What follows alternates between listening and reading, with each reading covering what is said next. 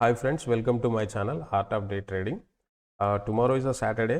మనకు 2 hours of special trading session అనేది available ఉందండి. మార్నింగ్ 9:50 నుంచి 10:30 వరకు అండ్ దెన్ 11:30 నుంచి 12:30 వరకు 2 hours of trading is available for tomorrow.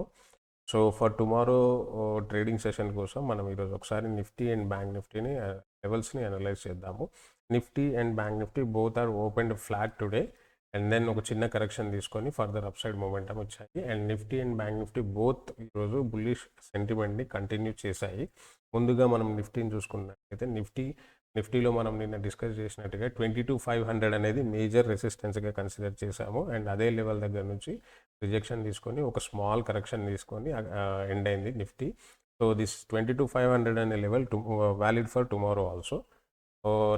రేపు ఒకవేళ మార్కెట్ ఫ్లాట్ ఓపెన్ అయితే 22,500 అనేది మేజర్ రెసిస్టెన్స్ అండి.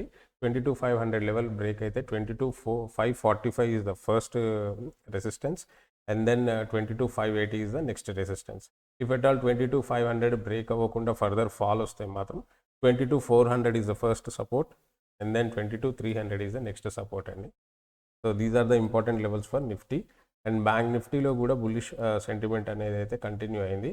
బట్ 48,100 నుంచి 48,200 అనే లెవెల్ మధ్యలో మార్కెట్ చాలాసేపు స్ట్రక్ అయింది.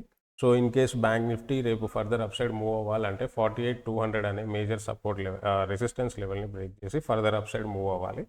ఇన్ కేస్ 48,200 లెవెల్ బ్రేక్ అయితే 48,400 is the next resistance for bank Nifty.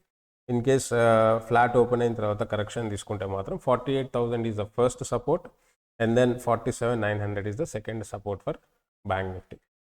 47,900 నుంచి కూడా ఫర్దర్ ఫాల్ వస్తే 47,800 వరకు కరెక్షన్ రావచ్చు. బట్ ఓవరాల్గా నిఫ్టీ అండ్ బ్యాంక్ నిఫ్టీలో అయితే బుల్లిష్ సెంటిమెంట్ కంటిన్యూ అవుతుంది. ఫర్దర్ ఇంకా ర్యాలీ రావచ్చు నిఫ్టీ అండ్ బ్యాంక్ నిఫ్టీలో. బుల్లిష్ ర్యాలీ కంటిన్యూ అవ్వచ్చు. Thank you for watching.